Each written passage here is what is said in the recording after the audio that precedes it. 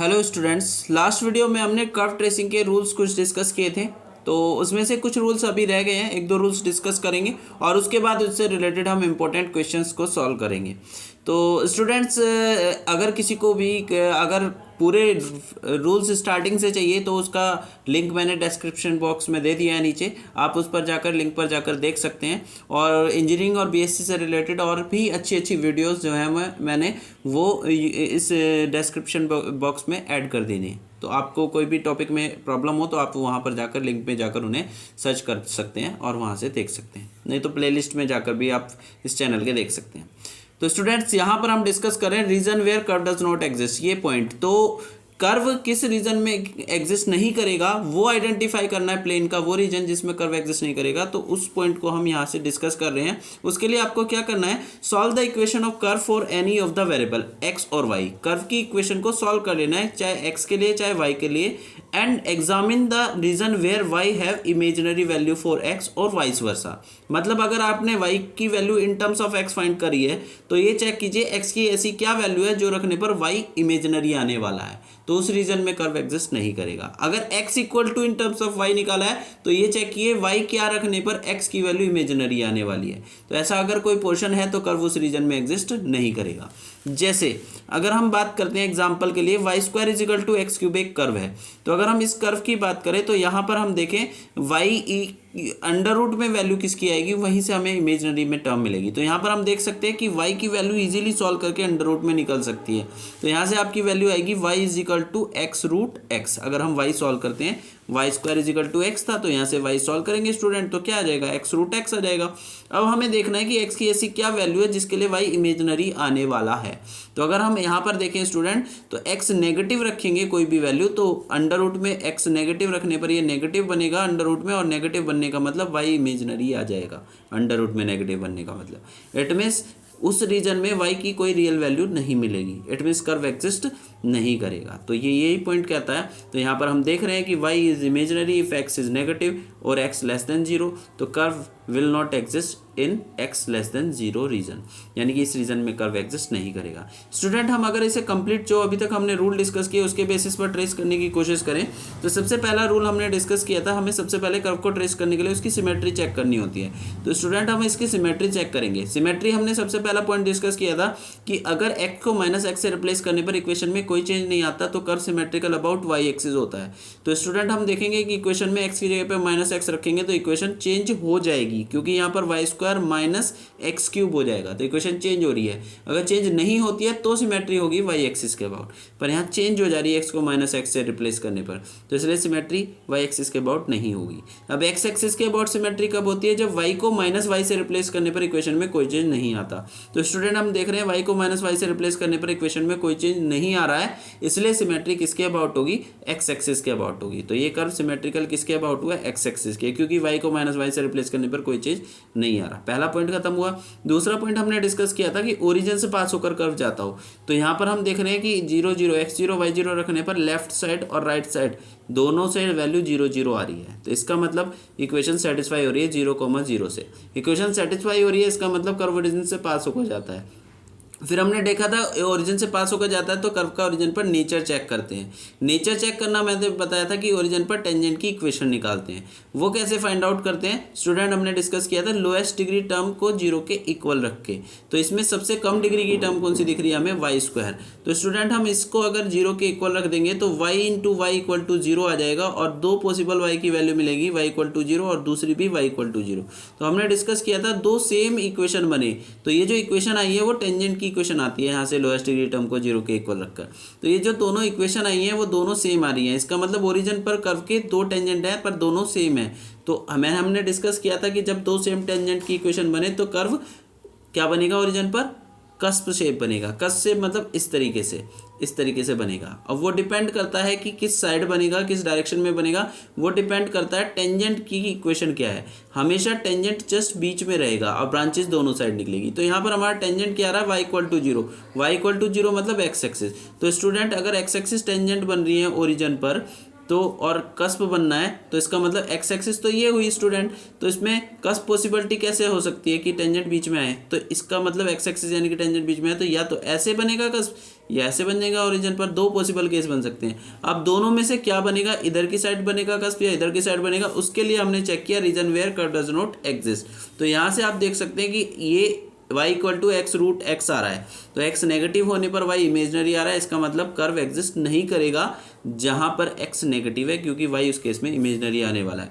और x negative student किस case में होगा, इस साइड वाले पोर्शन में, क्योंकि लेफ्ट साइड x नेगेटिव होता है। इसका मतलब ये जो पॉसिबिलिटी है कस्प बनने की वो नहीं होगी, इसका मतलब कस्प कर्व इसी शेप में बनेगा, इस तरीके से कस्प सिर्फ इस साइड बनेगा, तो ऐसे बनेगा और ये कर्व ट्रेस आउट हो गया। तो इस तरीके से कर्व को ट्रेस करना है स्टूडेंट्स। ये सारे फैक्ट्स जो मैंने डिस्कस किए, अगर कंप्लीट सॉल्यूशन क्वेश्चन करने को आता है तो आपको सारा लिखना है, बट मैंने फिलहाल यहाँ पर आपको region where does not exist discuss किया है। उसके बाद नेक्स्ट पॉइंट यहाँ पर है point of intersection with coordinate axis. तो हम इसके बाद डिस्कस करेंगे कि कर्व कोऑर्डिनेट एक्सिस को कहाँ पर इंटरसेक्ट करता है या क्रॉस करके जाता है या मीट करता है। तो उसके लिए स्टूडेंट हमें क्या करना होगा कि एक्स एक्सिस को कहाँ इंटरसेक्ट करता है, उसके लिए आपको कर्व की इक्वेशन में y इक्वल टू 0 रख देना है। y इक्वल टू 0 रखने पर आपको x की वैल्यू मिल जाएगी और x और y से आपको पॉइंट ऑफ इंटरसेक्शन विद किसके एक्स एक्सिस मिल जाएगा। इसी तरीके से y एक्सिस को कहाँ इंटरसेक्ट करता है, उसके लिए आपको x इक्वल टू 0 कर्व की इक्वेशन में रखना पड़ेगा और फाइंड कर लेना y की value. That will give the point of intersection of the curve with x axis. उससे आपको x एक्सिस के साथ कर्व का इंटरसेक्शन पॉइंट निकल आएगा।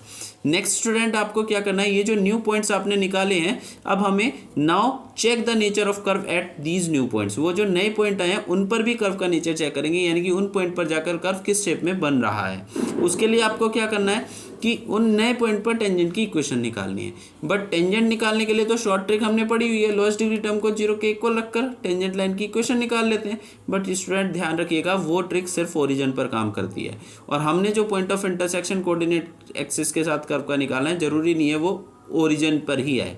तो मान लीजिए वो h, k आ रहा है, तो हमें सबसे पहले क्या करेंगे, हम ओरिजिन उस पॉइंट पर शिफ्ट करके ले आएंगे, जिससे कि फिर वो ओरिजिन का काम करने लगे और लोएस्ट डिग्री टर्म को 0 के इक्वल रखकर हम कर्व की टेंजेंट की इक्वेशन निकाल सकें। तो अगर ओरिजिन शिफ्ट करके h, k पर लाना है तो स्टूडेंट x को x प्लस एच से रिप्लेस कर देंगे कर्व की इक्वेशन में, और y को y प्लस k से। जो नया पॉइंट आया है h, k, उस पर ओरिजिन शिफ्ट करके लाने के लिए x की प्लेस पर कर्व की इक्वेशन में x प्लस एच और y की प्लेस पर y प्लस के रख देंगे। फिर जो इक्वेशन बनेगी उसके लिए ये h, के ओरिजिन का काम करेगा, और उस पॉइंट पर अब टेंजेंट निकालना है तो सिर्फ वो ट्रिक लग जाएगी, लोएस्ट डिग्री टर्म को 0 के इक्वल रख देंगे। इससे हमें टेंजेंट की इक्वेशन मिल जाएगी नए ओरिजिन पर। फिर हमने पढ़ा हुआ है कि अगर जो इक्वेशन टेंजेंट की आती है यहाँ से लोएस्ट डिग्री टर्म को 0 के इक्वल रखने पर, दो इक्वेशन आए और दोनों डिफरेंट आए तो कर्व नोड बनेगा, दो इक्वेशन आए और दोनों सेम आए तो कर्व कस्प बनेगा, और एक ही आए तो फिर उसके लिए एग्जाम्पल हम डिस्कस लास्ट वीडियो में कर चुके हैं। अभी स्टूडेंट्स इनसे रिलेटेड एक दो हम क्वेश्चंस हम डिस्कस कर लेते हैं। तो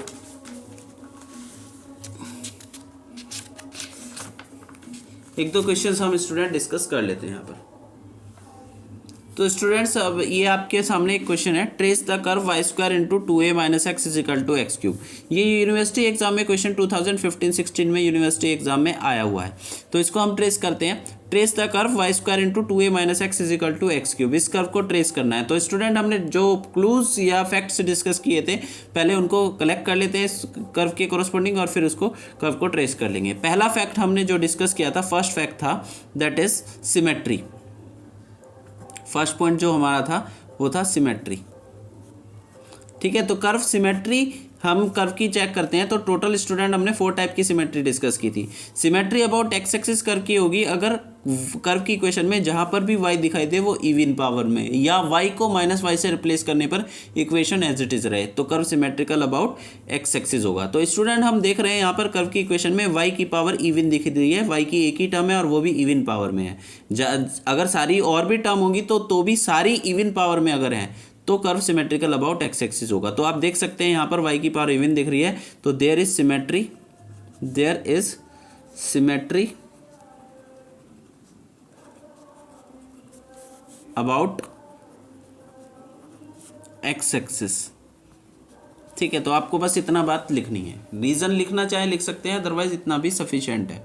ठीक है। उसके बाद सिमेट्री अबाउट एक्स एक्सिस हो गया। वाई एक्सिस के अबाउट सिमेट्री है या नहीं वो जल्दी से चेक कर लेते हैं। वाई एक्सिस के अबाउट हमने डिस्कस किया था, सिमेट्री अगर होगी तो वो तब होगी जब एक्स की पावर सारी टर्म इवन होगी, हर टर्म में एक्स की पावर इवन होगी। पर यहाँ पर आप देख रहे हैं एक्स क्यूब और एक्स दोनों ही पावर में ओड है, एक में भी ओड पावर आ गई तो सिमेट्री वाई एक्सिस के अबाउट नहीं होगी। तो यहाँ पर सिमेट्री वाई एक्सिस के अबाउट नहीं है। नेक्स्ट स्टूडेंट हम देखेंगे अपोजिट क्वाड्रेंट में सिमेट्री हमने डिस्कस की थी। तो कर्व की अपोजिट क्वाड्रेंट में सिमेट्री कब होती है? जब एक्स को -x और वाई को -y से रिप्लेस करने पर इक्वेशन एज इट इज है। तो स्टूडेंट हम देख रहे हैं कि एक्स को -x से रिप्लेस करें और वाई को -y से रिप्लेस करें तो इक्वेशन चेंज हो जाएगी, क्योंकि यहाँ पर प्लस हो जाएगा और यहाँ पर -2a + x और ये -x³, तो इक्वेशन बदल जाएगी। तो इसलिए सिमेट्री अपोजिट क्वाड्रेंट में भी नहीं है। फोर्थ टाइप की सिमेट्री हमने डिस्कस की थी, वाई और एक्स को आपस में इंटरचेंज करने से इक्वेशन सेम रहनी चाहिए, तो सिमेट्री इन y = x लाइन होगी। तो यहाँ पर y और x को आपस में इंटरचेंज करने से इक्वेशन बदल जाएगी, इसलिए वो भी सिमेट्री नहीं है। तो ओवरऑल हमारे पास एक ही सिमेट्री है, वो भी किसके अबाउट? एक्स एक्सिस के अबाउट। वो कैसे पता चला? क्योंकि y की जो भी टर्म है वो इवन पावर में है, या y को -y से रिप्लेस करने पर इक्वेशन में कोई चेंज नहीं आएगा। पहला पॉइंट खत्म हुआ। दूसरा पॉइंट हमने डिस्कस किया था nature at origin. Nature at origin, nature at origin student कैसे डिस्कस किया जाता है, कैसे कंफर्म होता है? तो उसके लिए सबसे पहले स्टूडेंट आपको चेक करना होता है कि कर्व क्या 0 0 से पास होकर जाता है। x0 y0 रखने पर कर्व की इक्वेशन सेटिस्फाई करती है। तो x0 y0 रखने पर स्टूडेंट देख रहे हैं x की जगह पर 0, y की जगह पर 0 रखने पर लेफ्ट साइड आपकी पूरी 0 हो जाएगी और राइट साइड भी 0 हो जाएगी। इसमें दोनों वैल्यू इक्वल आएंगी 0 0, तो कर्व ओरिजिन से पास होकर जाता है। तो here 0, 0 satisfy equation of curve की इक्वेशन को सेटिस्फाई करता है। अगर 0, 0 कर्व की इक्वेशन को सेटिस्फाई करता है तो स्टूडेंट हमने डिस्कस किया था, फिर हम कर्व का नेचर चेक करेंगे उस पॉइंट पर, ओरिजिन पर। तो ओरिजिन पर नेचर चेक करने के लिए मैंने बताया था आपको टेंजेंट एट ओरिजिन निकालना होगा, और उसकी शॉर्ट ट्रिक बताई थी। ये सिर्फ ट्रिक ओरिजिन पर ही काम करेगी टेंजेंट की इक्वेशन निकालने के लिए। तो ओरिजिन पर टेंजेंट की इक्वेशन निकालने के लिए लोएस्ट डिग्री टर्म को 0 के इक्वल रख देंगे। तो putting lowest degree term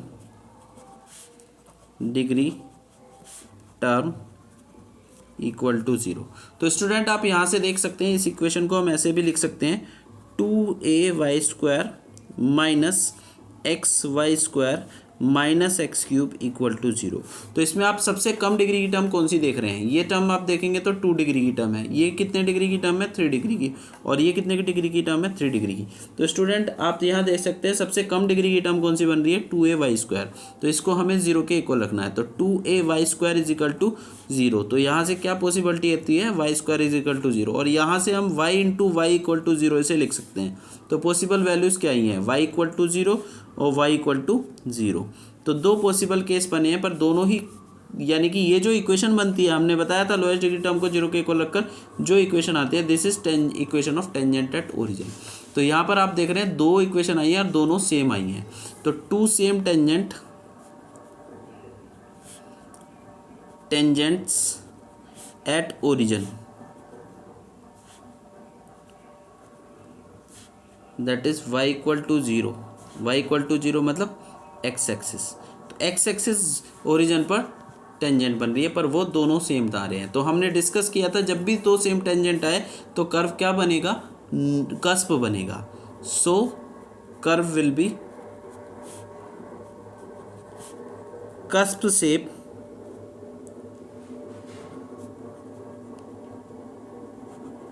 eight origin. Origin पर कस्प शेप बनेगा। कस्प शेप मैंने आपको बताया था इस तरीके से शेप होती है, या वो किसी भी डायरेक्शन में हो सकती है। अब वो डिपेंड करता है, ये जो शेप बन रही है वो किसी भी डायरेक्शन में बन सकती है, पर उसमें डायरेक्शन डिपेंड करेगी टेंजेंट पर। टेंजेंट जस्ट हमेशा कस्प के जस्ट बीच से होकर जाएगा। तो हमारा टेंजेंट क्या बन रहा है यहाँ पर? एक्स एक्सिस, और वो भी टेंजेंट कहाँ पर है? ओरिजिन पर। तो इसका मतलब हमारे पास पॉसिबल केस क्या बनते हैं? पॉसिबल केस हमारे पास कर्व के बनते हैं, एक्स एक्सिस टेंजेंट बननी है और कस्प बनना है। तो ये रफ डायग्राम है, फेयर डायग्राम में भी स्टूडेंट नहीं है। तो पॉसिबल केसेस हम सोच कर चल रहे हैं। तो एक्स एक्सिस ओरिजिन पर टेंजेंट बन रही है और 2 टेंजेंट आ रहे हैं, तो ओरिजिन पर कस्प बनना है, यानी कि एक्स एक्सिस टेंजेंट बनना है। तो ये जस्ट बीच में आएगा और ब्रांचेस दोनों साइड निकलेगी। तो एक्स एक्सिस के, तो एक्स एक्सिस के दोनों साइड, यानी कि ऊपर की साइड या इधर की साइड, कस्प इस तरीके से बनेगा। या फिर पॉसिबिलिटी ये भी हो सकती है स्टूडेंट कि कस्प ऐसे बन जाए, इस तरीके से क्योंकि टेंजेंट हमेशा जस्ट बीच से जाता है कस्प में। तो एक्स एक्सिस ये हो गई, वाई एक्सिस ये हो गई, ओरिजिन ये। तो हमारे पास दो पॉसिबिलिटी के बनी है। अब इसमें से क्या बनेगा उसके लिए हम नेक्स्ट पॉइंट डिस्कस करेंगे, क्योंकि डाउट क्रिएट हो गया ना। तो region where curve does not exist, इधर एग्जिस्ट नहीं करेगा या इधर एग्जिस्ट नहीं करेगा, वो चेक करेंगे। तो उसके लिए मैंने आपको नेक्स्ट पॉइंट बताया था, region where curve does not exist, region where curve not exist, वो कैसे चेक करते हैं उसके लिए मैंने आप लोगों को बताया था, याद हो तो। कर्व की इक्वेशन को सॉल्व कर लेते हैं किसी एक के लिए जिसकी वैल्यू अंडर रूट में सॉल्व होकर निकल सके। तो आप यहाँ देख रहे हैं कि इक्वेशन ऑफ कर्व क्या है, equation of curve y square is equal into 2ax - 2a minus x is equal to x cube. तो स्टूडेंट ये हमारे पास कर्व की इक्वेशन है। तो इस कर्व की इक्वेशन को हम सॉल्व कर लेंगे। तो यहाँ पर स्टूडेंट आप देख सकते हैं सिर्फ y की वैल्यू आ सकती है जो अंडर रूट में है, और जिससे हम इमेजिनरी या रियल वैल्यू डिसाइड कर सकते हैं। तो हम यहाँ पर y की वैल्यू सॉल्व कर लेंगे। तो solving for y,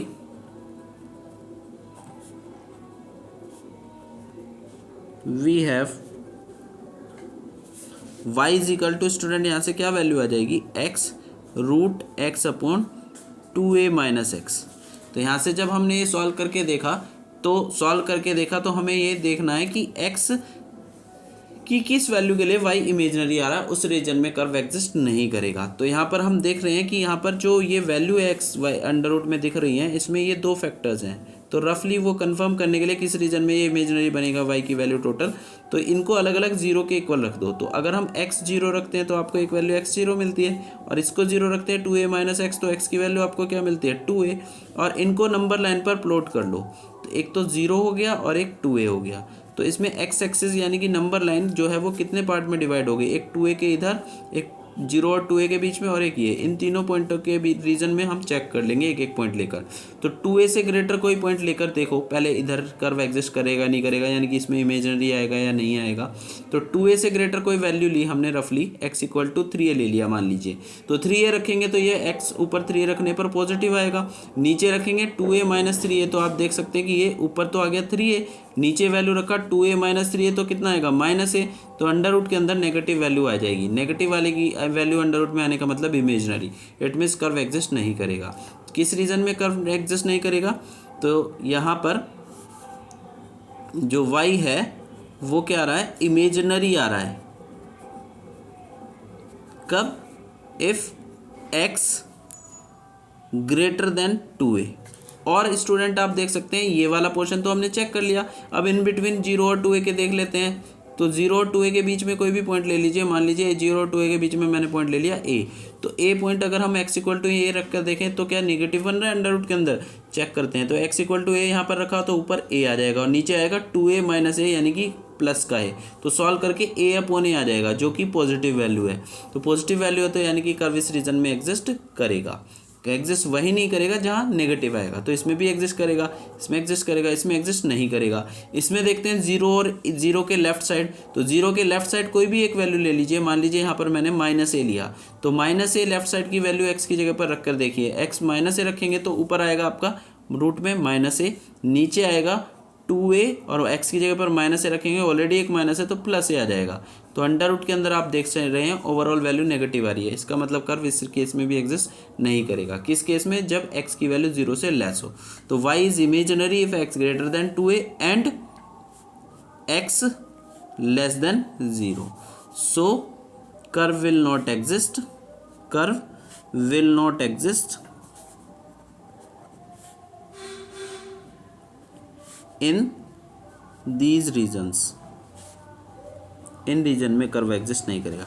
it means जो हमारा ये डाउट था ना स्टूडेंट, यहाँ पर ये दो पॉसिबिलिटी बन रही थी कर्व के कस्प बनने की, या तो इधर से बनेगा या इधर से बनेगा। उसमें से ये बात कंफर्मेशन हो गई कि x 0 से लेस यानी कि नेगेटिव वाली जहाँ पर x की वैल्यू है उस रीजन में कर्व एग्जिस्ट नहीं करेगा, क्योंकि भाई इमेजिनरी आ रहा है। तो बताइए स्टूडेंट कौन से पोर्शन में एग्जिस्ट नहीं करेगा, इस वाले में, क्योंकि x इधर नेगेटिव आ रहा है। तो इसका मतलब ये जो कस्प बनने का डाउट है ये खत्म हो चुका है। इसका मतलब पॉसिबिलिटी सिर्फ ये बची है अब कि कस्प कर्व इस साइड ही बनेगा। ये तो श्योर हो गया, ऐसा शेप बनेगा ओरिजिन पर, ये श्योर हो गया।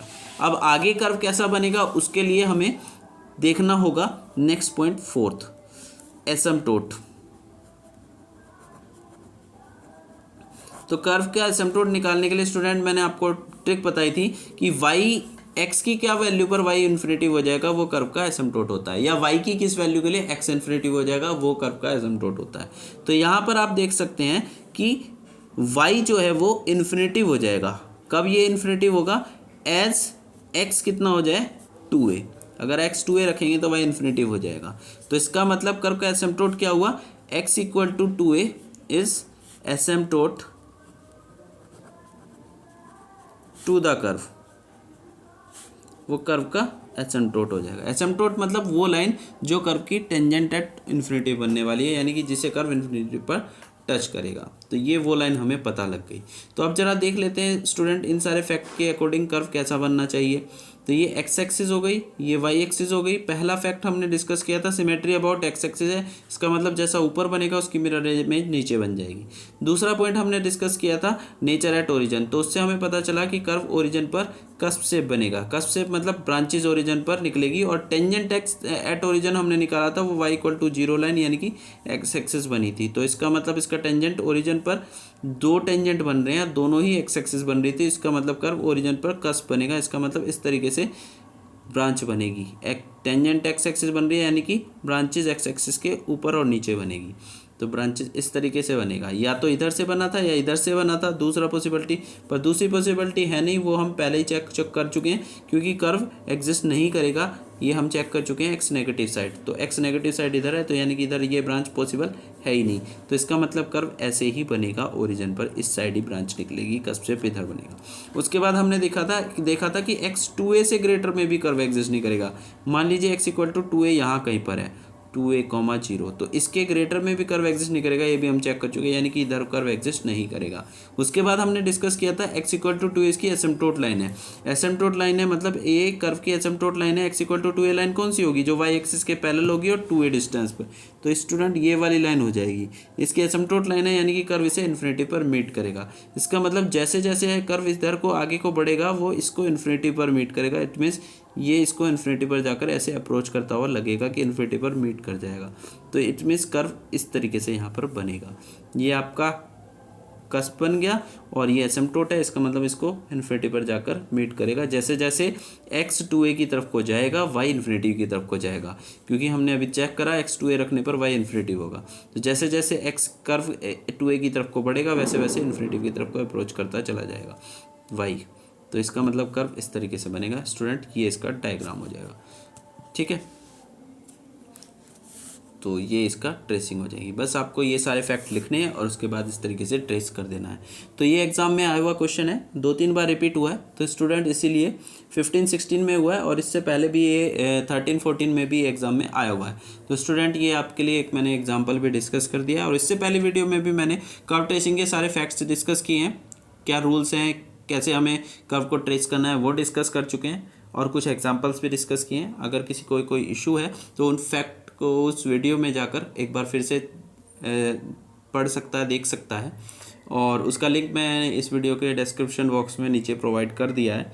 और कुछ इंपॉर्टेंट और भी वीडियो हैं जो बीएससी और बीटेक के पॉइंट ऑफ व्यू से इंपॉर्टेंट है टॉपिक वाइज, वो मैंने इस वीडियो के डिस्क्रिप्शन बॉक्स में नीचे दे दिया है, आप वहाँ से जाकर उन वीडियोज़ को भी देख सकते हैं।